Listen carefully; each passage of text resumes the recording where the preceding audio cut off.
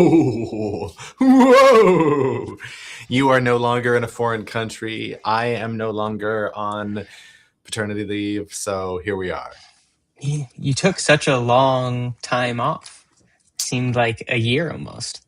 It can seem that sometimes, but as an audience will no doubt note from the lighting in here, I do have some bags under the eyes.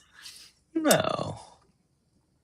Yes, I should just tell it to, smooth that out in post.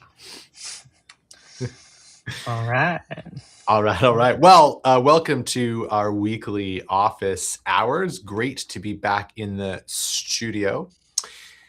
We have some pre-submitted questions this time, as we often do. You guys come through. You can go to attractionlab.io and you can, you click the content thing, fill out the form, send us a question in advance. We always love to take questions. We do prioritize the live questions. So if you've got one, you can chuck that on over into the YouTube chat, LinkedIn chat, wherever you're watching this. Let's do it.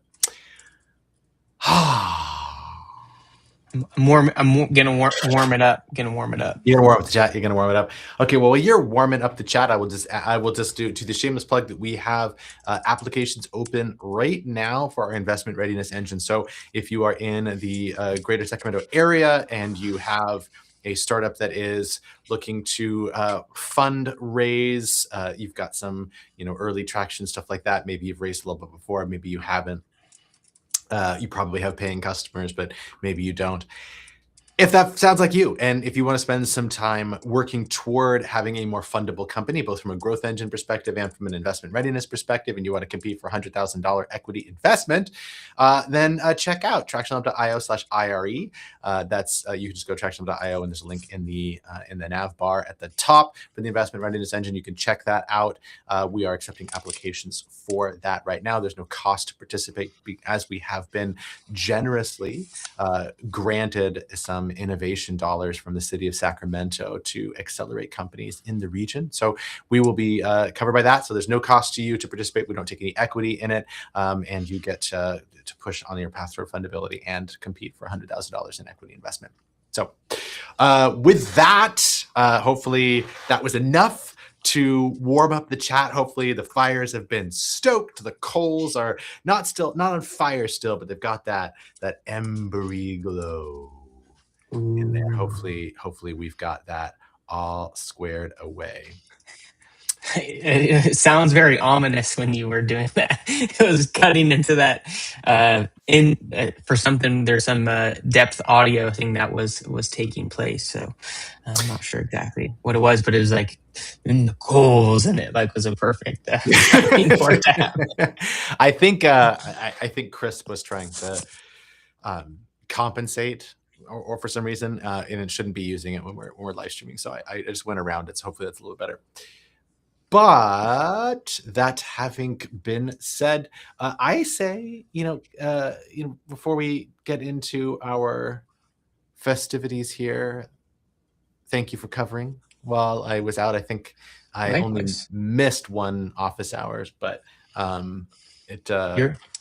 you were just chomping at the bit to come back and do office hours. I just love to come here and do a little reality check. That's what people sign up for. That's what they want.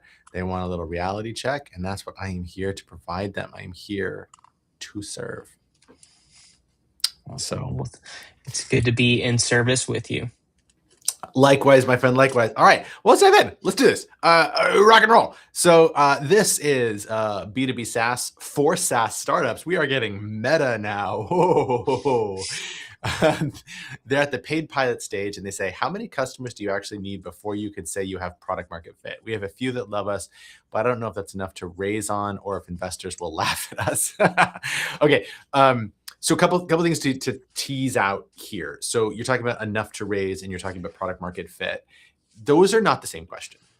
So most of the time, you're raising in the early days to help you find product market fit.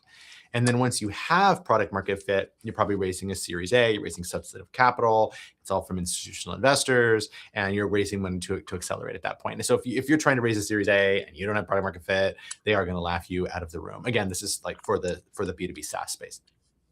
That having been said, that's the early days. You don't have product market fit when you do that. And so having a few customers does not put you out of the running for an equity investment. That it sounds like you're probably in the space where there's something, maybe some angels, maybe friends and family, maybe pre-seed, depending on a lot of details that we don't have.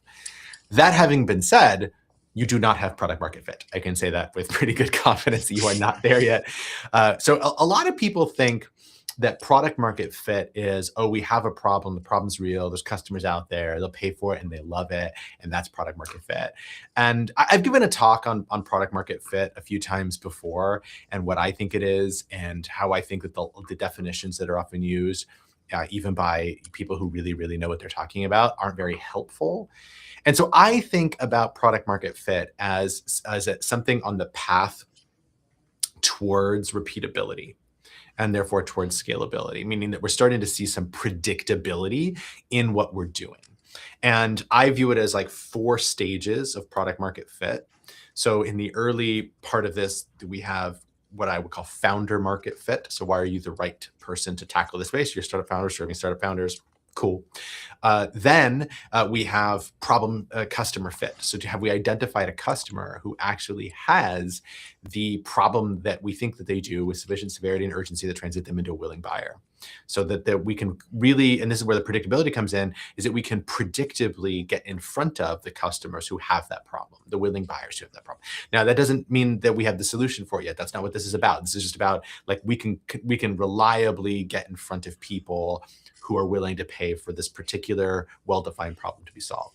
So then after you have problem solution fit, after you have customer problem fit comes problem solution fit. And that's where the solution actually does come into play, where this is they're seeing like good resonance with, this is how I want the problem solved. I'm not interested in a service.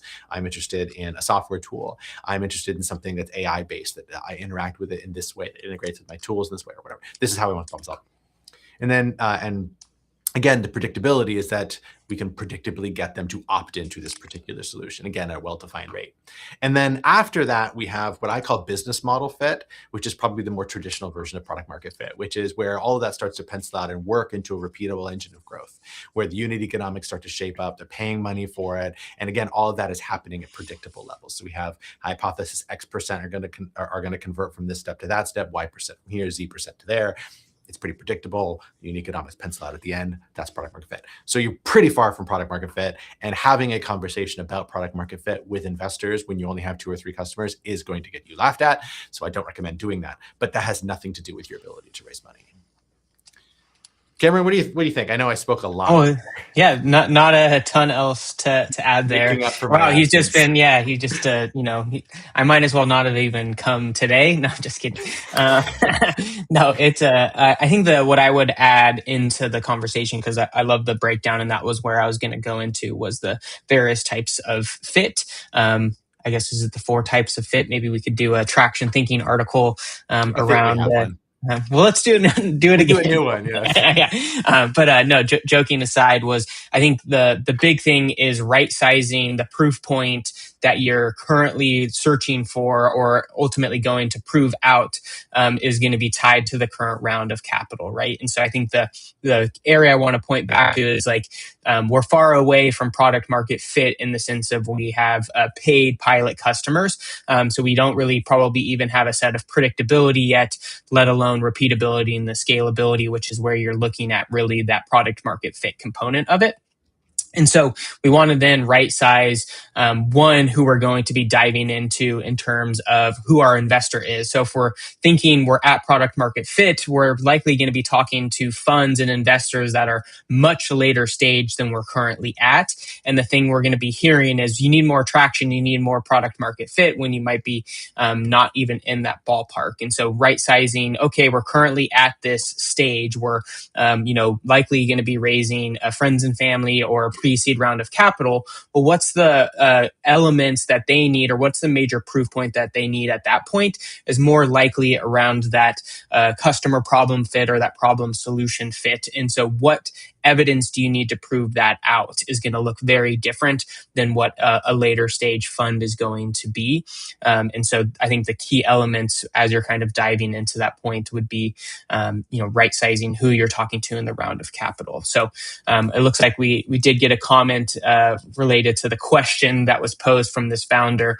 They think 50 might be the right data point. And, I'm not the person to say what the actual number is. That's ultimately going to be up to the investors. And I think a core component ties into what the theory of your startup is. So if you're targeting Fortune 500 companies, 50 of those is going to be a large amount versus it being 50 of these types of customers, right? And so we want to have this, Josh uses this great term, like the credible theory of hugeness. And so it's like, here's how we're going to get to this huge company, but based on where we're at in terms of the J curve, all we need is these set of proof points to say we have problem solution fit to then get to that next element to then prove out our model. Yeah, and I think that it's a little bit frustrating sometimes that people are looking as the questioner is for some type of numerical benchmark. When I hit X, we have product market fit, or when I hit Y, investors will be interested. And there are some rules of thumb that investors use, like we'll have calc LTV ratios of 3-to-1, for example, that are just useful proxies. And so we can use some of that, but to Cameron, to your point, so much of it is dependent upon the exact thesis of in the theory behind the startup, what market they're operating in, who they're targeting. There's a really big difference between targeting a consumer at $10 a month where 50 customers is nothing, and enterprise where 50 customers is massive. So that it's a lot of it is really context dependent. So I would, while we could come up with some good benchmarks and saying like, getting 50 on a B2B SaaS is probably a good starting point. Sure. I think I would be less focused as a founder on hitting that particular benchmark and then getting, as opposed to getting to predictability. So if you just focus on how do we get in front of customers in a way that is repeatable, and then once we do that, how do we get them to take action in a way that's predictable, and then once they take action, can they convert paying money predictably? And as soon as we're just seeing those predictably, where you've done 10 of them in a row and the 11th isn't going to change the data, right? Isn't going to change our mind, is it going to make us to make a decision? And it's probably time to double down at that point. And so that's a little bit more qualitative, a little bit softer, but it's there. Thanks, Cameron. I saw you dropped in the LinkedIn chat the link to that article on product market fit. It is from 2 years ago, so I think it's time for us to revisit this, from a slightly different angle, and talk about product market fit again, because we probably haven't done a substantive, article on it in that time, despite publishing 100 articles since then. So, yeah. Awesome. That's traction, right? That's traction. Obviously. Obviously. Oh, no vanity metrics here. It's our own reality check right now. There's okay. So here's the thing, right? So we make fun of this, but if you're a startup, like the number of features you've launched, that's not an interesting metric. That doesn't indicate forward progress. But if you're trying to be a content creator, it actually is an important metric, because one of the biggest things is one of the biggest risks is, can we even do this? And this means publish articles out there. And because you could get lucky on one article, you probably won't, but you could get lucky on one article or one YouTube video or something like that and go viral. That's not really a benchmark for your long-term success. And so the biggest thing is, can you even put out consistent content? So, if you are putting out an article every week, if you got a newsletter and you're putting out a newsletter every week, if you're creating YouTube videos, you're putting a YouTube video out every week, that actually is the first benchmark of success. Just don't try to translate it into fundraising, because it ain't gonna work. That's all. Right. And we are well beyond that being our benchmark of success, because we've been doing this for years. We can put out our content consistently. So it is for us vanity, but I'm going with it. Here we go. Cool. All right. Awesome sauce. So should we move on to another one? Yeah, on to the next one. All right, all right, all right. So this is another B2B SaaS, but this time targeting gyms. I think we've seen you before. Welcome back. They're at less than $100,000 in ARR. And their question is, one big customer is like half our revenue and it's making me nervous. Do we keep leaning on them, keep leaning into them since they love us, or focus on getting smaller customers to spread out the risk? Also they haven't given any signs of leaving, but still. Yeah, but still. The more that you focus on one customer, there's actually two big problems that you have. So one is that you're calling out here is that you're really increasing your risk. And so to your point, if they churn, you lose more than half your revenue. And yikes, that's not good. The other thing that happens, and maybe Cameron, you want to talk about this more, is that like we get this path dependency. We get this weight where we're suddenly doing everything in service of one customer as opposed to repeat. I'm sure you want to talk about Yeah, that. I think the path dependency that you were getting to, and that was exactly where I was going to be going, was when we were concentrating all on one customer, and the two kind of customers you brought up was this like large one that's a really weighty one, and then these smaller ones.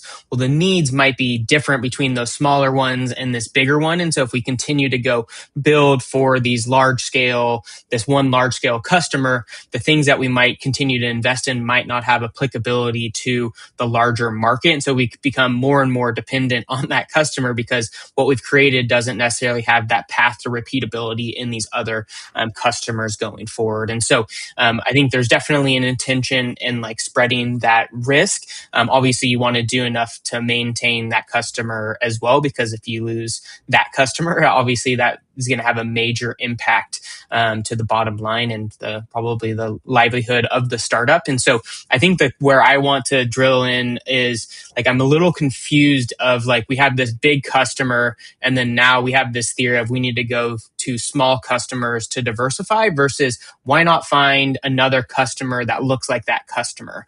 And so that would be the real key for me, was like, is that their only one and you landed the one whale in the sea, and now all the other customers look like X, or is it actually diving into this other set of like, hey, we just haven't really done the diligence to find another customer that looks like that. So that's how I would be tackling that going forward. Cool.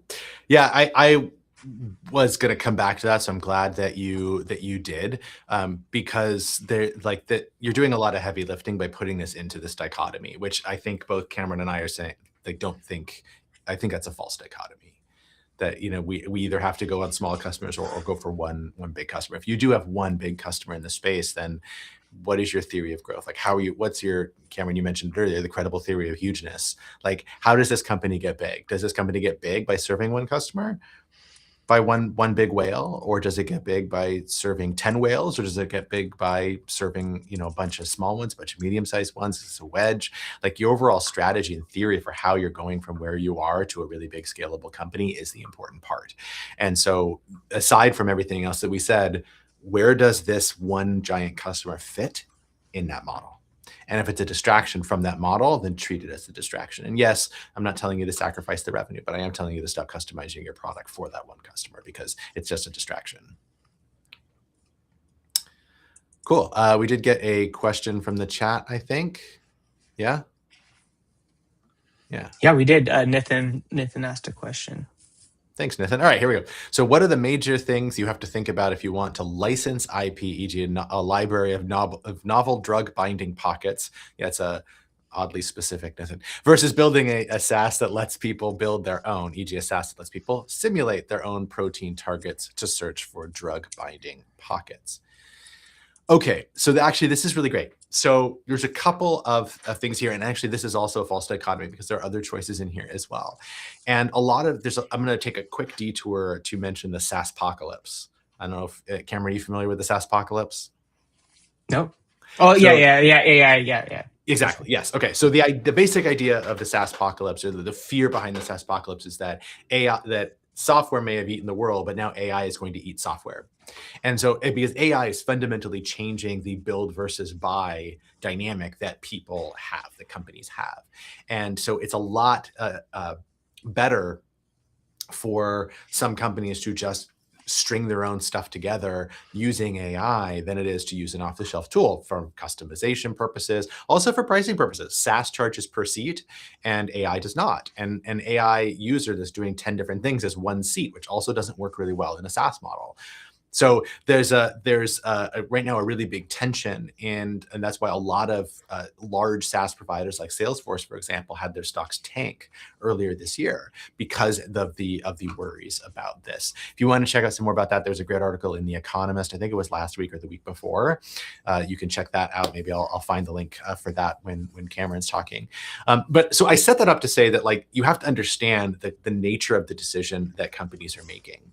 And so when you talk about licensing IP versus building a SaaS, right, those are two different customers that are looking to solve the same problem. That's usually how we think about it. So we're going to either make the software for the end customer, or we're going to license we're going to license the IP to a company that's going to incorporate this in a tool that is then going to serve the end customer.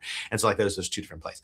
And that's great. That's interesting. And I want to answer your question about that. But I think that in the landscape right now, that's actually sort of reductive, because there are other options available to us as well. And, like, how is it best to serve the end customer here? Do they want the equivalent of the IP that they want to leverage in their own way? Or is that not something that's applicable here? How are they using some of this, the AI, the tools, and everything else that are in their workspace? And so there's a customer driven question here. And I'm going to put a pin in that. I just wanted to make sure that you're looking at the full range of options, which I'm not familiar with in your particular space. But look at the full range of options as you start to think about this. But now let's maybe put it back into this dichotomy. And Cameron, what are your thoughts before I chime in? Yeah, I mean, I think it all at the end of the day still goes back to the customer, and, like, at the end of the day, the customer that's trying to license the IP versus leveraging the, like, SaaS solution likely is looking for different outcomes. And so when we're trying to, like, position either of these potential offerings, the value we're ultimately positioning to them is going to be quite different. And so, in addition, all the things we usually talk about in the sense of, sequencing, as well as the matter of, like, proving out our ladder of evidence to actually get these things to actually move up from a willingness to pay, are going to look different, because they're ultimately, at the end of the day, different customers that are probably solving some fundamental different problem that they're trying to push forward. So even though it seems to be quite similar, where they could just basically, we're intertwining, what we're thinking we're offering, they're actually kind of two separate things with very different customers. So I think it goes back to, like, are we creating a solution in search of a problem, or here's the root sets of problems and how this looks different for customer A versus customer B, and therefore this is how they want to ultimately purchase such of a solution. Yeah, and I think some other factors to consider that are maybe more traditional in this, since Cameron kind of took the sciencey perspective here, I'll just take the more traditional perspective, and say it's about where the risk is. So when you're talking about licensing IP, if you already have to have the IP in order to develop the SaaS, then theoretically it's easier to do that. And if the customers are around for that, then that's great. But the risk becomes around not only your ability to develop it over time, the ability to support that and continue to sustain it with real customers, your ability to actually find and acquire those customers who look like the end customers. And so if you're, for example, selling, a medical device or something like that, those have really well defined distribution pipelines. You can't invent your own. The industry just isn't set up for it. And so, like, whatever, if there's something like that in this particular space where it would be difficult for you to get in front of those end customers, and that really increases the risk. It doesn't make it impossible, but it really increases the risk of trying to build this asset and going for them. And vice versa, it's completely conceivable that the risk in acquiring the software vendors to whom you're licensing the IP, or maybe in their ability to work around the IP over time. Like a good example of that is Apple. So I'm not, if you guys don't keep up on the AI stuffs, Apple Intelligence, which annoyed the shit out of me because they wanted to call it AI to try to co-opt that. And so they got their own comeuppance when Apple Intelligence fell flat on its face because it was pretty shitty. So they're like, okay, we're not going to do, we've thrown billions with a B at AI and it didn't work. So now we're going to acquire something off the shelf. And so they're instead like replacing all of the internal guts of Siri with models from Google. And so they're going to use the Google models in there. And so they're paying Google about $1 billion a year to license their models within the whatever Apple Intelligence actually is. But the long-term risk of that contract for Google is that Apple's going to be looking for a way to replace that over time. And so they're going to probably try to do a drop-in replacement for the Google models eventually. And so can your IP survive that kind of thing? Do you have the stickiness for that, or are they going to be looking for a way around it too? So there's lots of those risks and things to consider as well. And then we're just scratching the surface here, just giving examples. Scratch and sniff. Welcome, Franklin. Always good to have you here. Thanks for showing up. If you got something you're working on, or something that you see a lot of the innovators in your space that you encounter, because I know you encounter them all day, every day. If there are any challenges you see them facing, like, drop that down. Let's have a conversation about it. Let's do it. Alrighty. Let's move on to the next question. We got 2 more that were pre-submitted, but if you've got a question, throw it in the chat. We do prioritize the live ones, but if you want a little bit more breathing space, you want to get your question in the queue, you can go to tractionlab.io, hit content. There's a form you can fill out. I think there's still a link on jdm.bio if that's your bag too, but go ahead and fill out that form. Send us a question. Oh, look at that. I just was ahead of you. All right. Okay, here we are. This is a B2C mobile app for parents. The product is live, but they are pre-revenue. And their question is, tons of downloads, but people stop using it after a week or 2. Is it better to focus on getting more people in or fixing the retention thing first? Can't tell what matters more right now.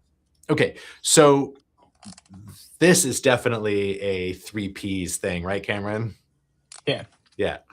Do you want to take the first stab, or you want me to go? Well, so I think it's like there's a lot to start here. Maybe I'll take one, you take the next, and then we kind of see what's left.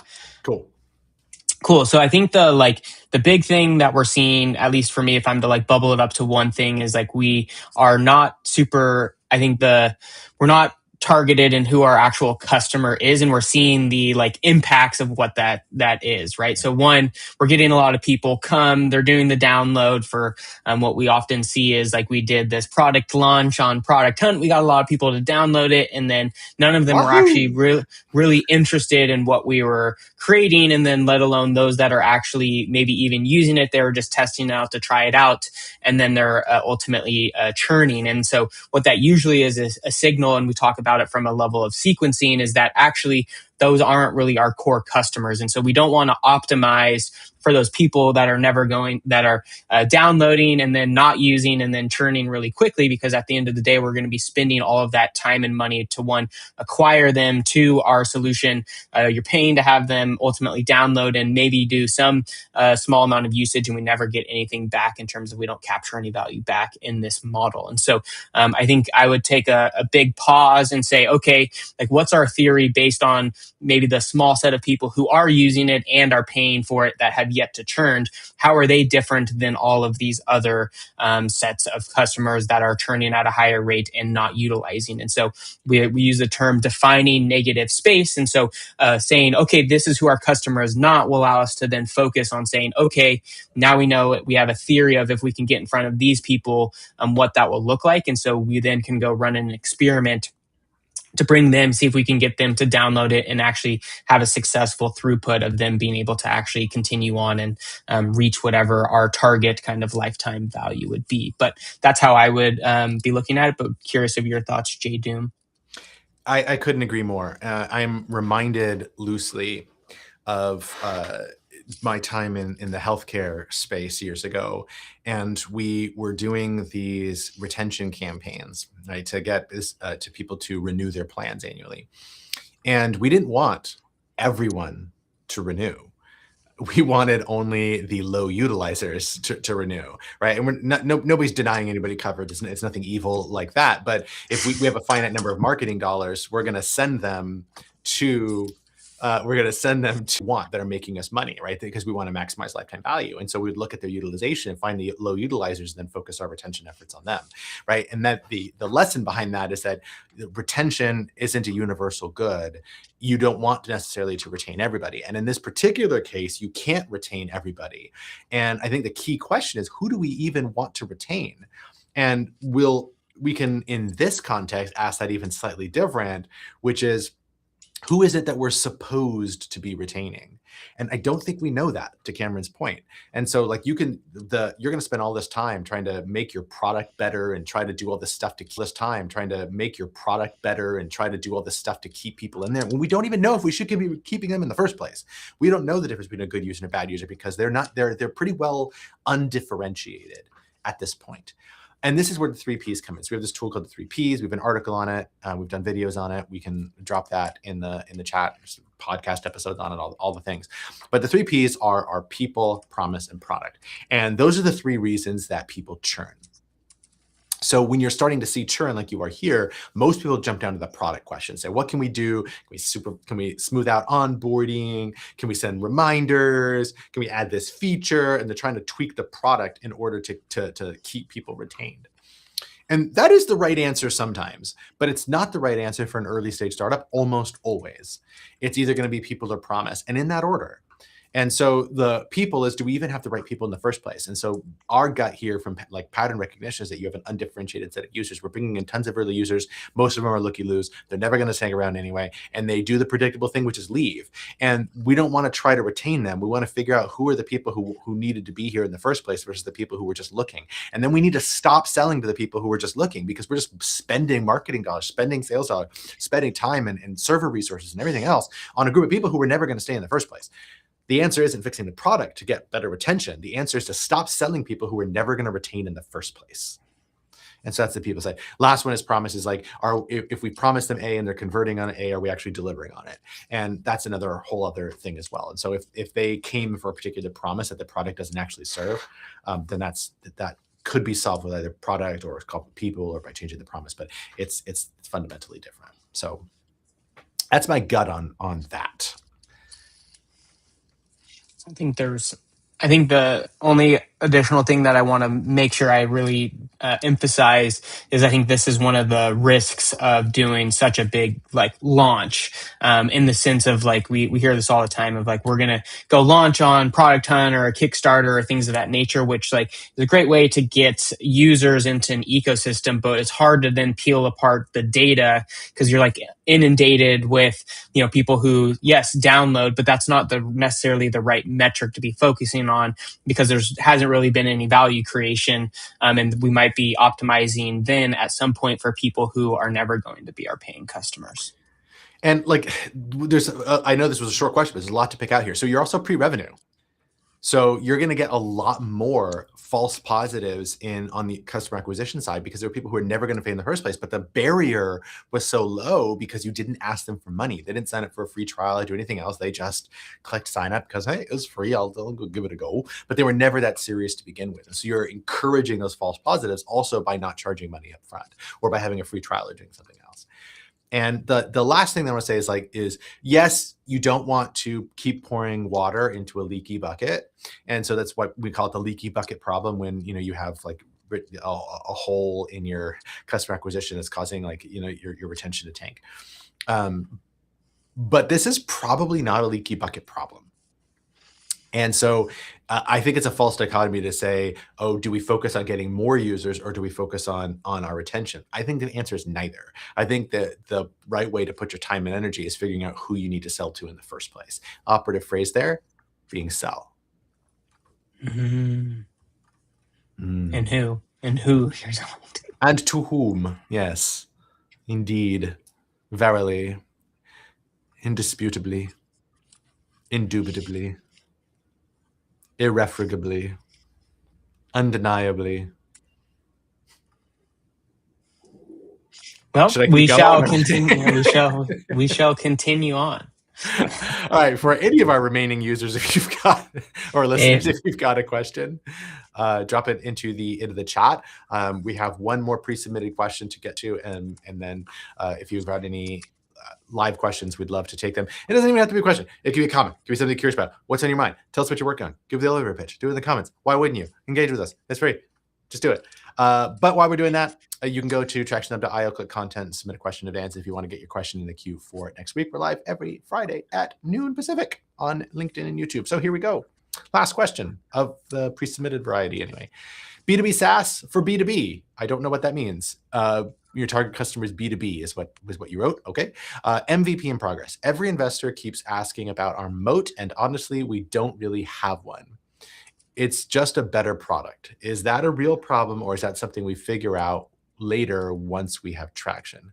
Feel like everything we do could be copied by someone with more money. Well, that's why the investors keep asking about it. Right. I mean, do you want to take this Go, one? go, Let me take this one. go. Yeah, take it first, and then I'll see if there's anything added. But I think you kind of answered your own question at the end of it. But I think you did, right? So if everything you have could be copied by somebody with more money, if you're just doing a better product, then the problem, I would say, is not even the mode. It's that you're just not solving a problem we're solving. And that's the big issue here. And no, it's not something you can figure out later once you have traction, because you're never really going to get it.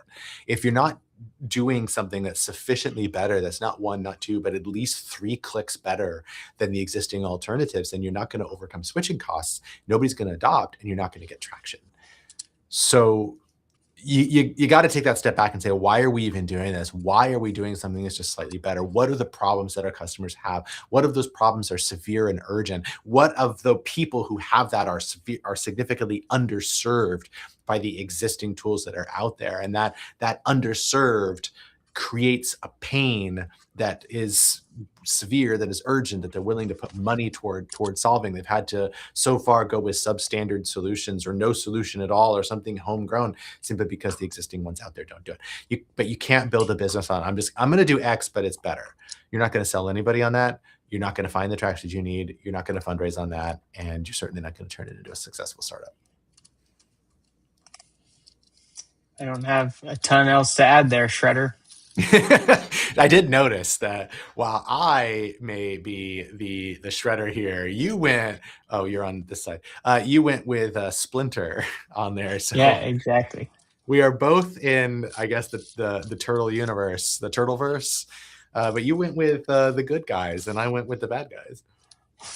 Does that, I mean, is that not the truth? Well, to be honest, I don't remember what the Shredder's motivations were. Either do I. So, like in Mario, it's like this insane, weird, like psychedelic universe, and it's not really clear what Bowser's motivation is, at the end of the day, but he's obviously a bad dude, right? He's like a dino rapist kidnapper who takes, the prince, like that takes the princess, and like Mario's got to come over, and like why a plumber has to save the princess. Like there's a lot of weird questions that I have about this, but or questions about the weirdness rather, but he's obviously a bad guy. And I just don't remember, is the Shredder just generally a bad guy, or is this just a dispute that they have with the turtles? Can somebody both sides the Shredder for me in the comments? That would be great.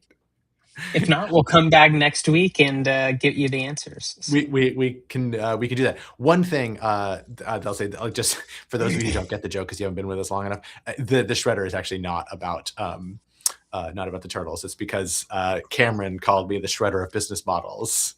And so it kind of stuck around for a while. So I just nicknamed it the Shredder. And then that led to the Splinter for obvious reasons. So there you go. Awesome. Cool. But I don't have. Yeah, I think we sufficiently tackled that one. So I would love to see if there's a few questions still out there from the live audience, or if you just want to give us a quick pitch of what you're working on. We're happy to bring it into the ether here and give you some thoughts. It could be also just kind of what direction are you headed. We could give you some ideas on experiments or things to be tackling. It could be I'm raising a pre-seed round, and what do you think I need to be working on?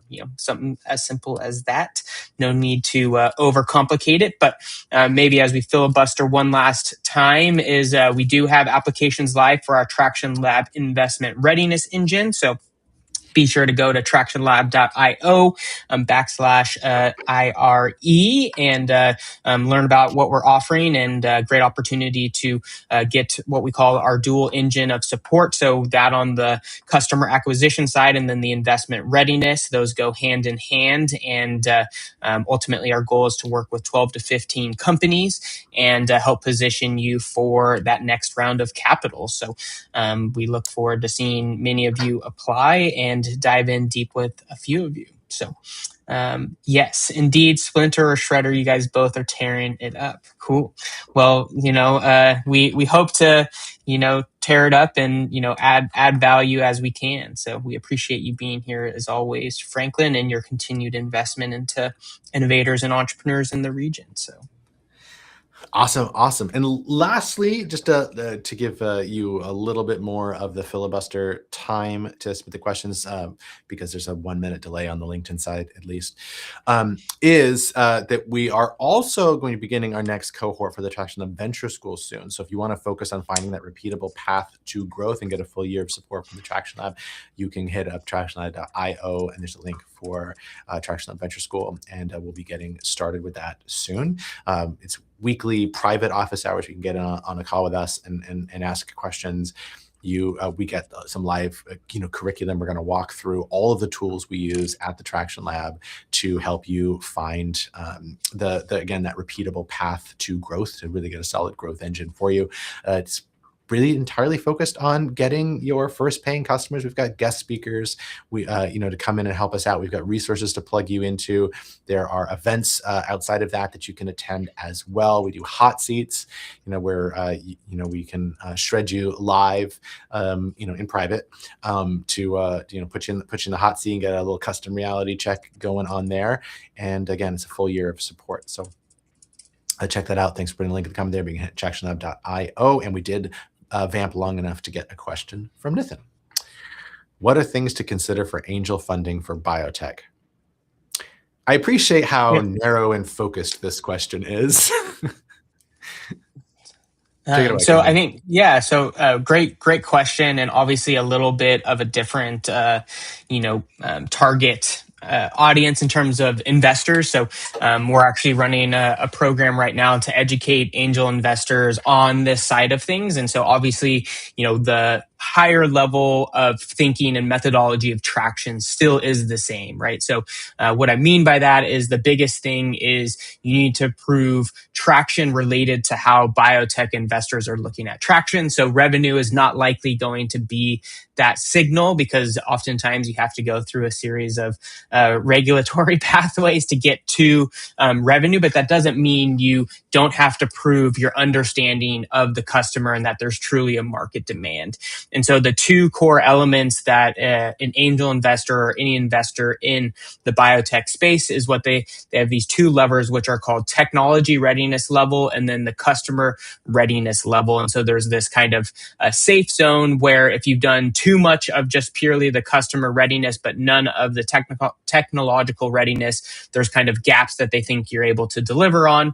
And then same on the other side of it. If you have a lot of the technology readiness, but no proven elements of your overall customer demand, then that's obviously a high level of risk. And so you need to find that connectivity. And that doesn't mean you need to go build the whole technology before you prove customer readiness. But at the beginning of the day, if you're going to focus on one of those, you need to focus on what they call the customer readiness level. And so, maybe that's something, JDM, we haven't done any content through the lab on any of the deep tech things, but happy to maybe have us do an article or two, particularly of how maybe the Traction Lab methodology might apply to more of this deeper technology. But at the end of the day, the venture science that we work with you on is still applicable to this particular thing. And so it's like, what is that major proof point at the stage that you're at that a customer is going to be focused on, or an investor is going to be focused on?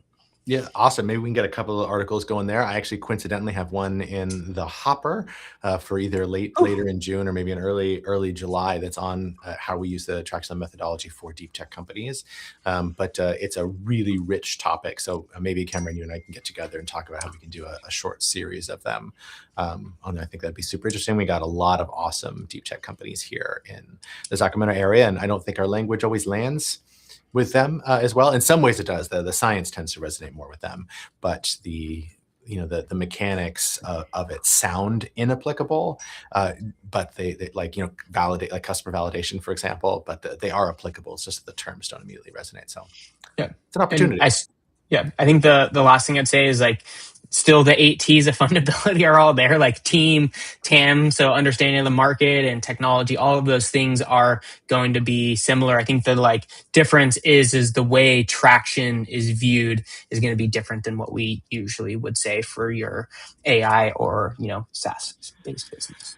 Yeah, and because this question is specific about angel investors, like the angel investors are just different. They're just not the same. Like there's some that cross over, but the person who drops their money into a speculative deep tech play is not the same person who throws money at a B2B SaaS program, that's vaguely in their space. So just want to toss that out there as well. So I would consider, like, who are the types of people who are dropping money into something like this? Oftentimes it's in biotech, for example, it's successful people in that space. So. And I think sorry, I know we keep adding and piling on, but I think one of the two elements too is like right sizing where like what you're raising for and like where is non-dilutive in this mix, right? So if you're at a stage where it's better to be situated for an SBIR, STTR type of funding opportunity, that then helps de-risk and might be likely the proof point an angel investor is looking for to get you to that next level. Or you're raising a small angel round, more friends and family to help get you to a proof point that will make you successful in landing an SBIR grant. But at the end of the day, like they still want to those non-dilutive funding from an SBIR, STTR is tied to an agency that's trying to get some set of outcomes to advance an industry. And so it's not just purely we want to advance research for research's sake. It's that they want to be able to prove at some level that there's going to be commercialization of this. And that's where they have the different phasings of the overall dollar. So you need to have that in mind as you go forward. So rock and roll. All right, cool. I think we've successfully vamped. We got an extra question that we juiced out of our audience here. So we'll probably land the plane here. You can go to tractionhub.io to submit a question in advance if you want to do that, a little bit more breathing space in the question. Also to get more information about the Traction Investment School, also to get some more information about the investment readiness engine. So to how you might be able to compete for that $100,000 equity investment. And also just to get a gateway into our other content, those we keep mentioning articles and so forth. We publish weekly deep dives on Substack. It's a free Substack, which you can get the link there at the Traction Lab website as well. It's a link to the Traction Lab podcast, which you can find wherever you get your podcasts. We have a weekly podcast on that. Tomorrow's episode is what's our topic tomorrow, Cameron? AI native founders. That's right, AI native founders. So we're going to talk a lot more about AI, the AI space, AI industry, how AI is making founders more productive, and the risks that come along with that. It's a fun little episode. We deviated from our format a bit, and it's a short little episode. It's only like 25 minutes. So check that out. It's a cute episode. It's a cute little episode. It's a little dainty thing. So that'll be in your feeds Saturday morning, like usual.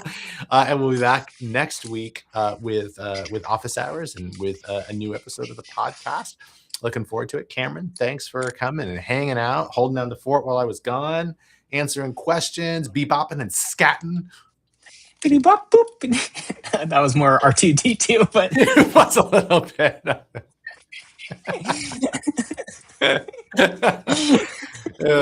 And on that note, you are most welcome, Nathan.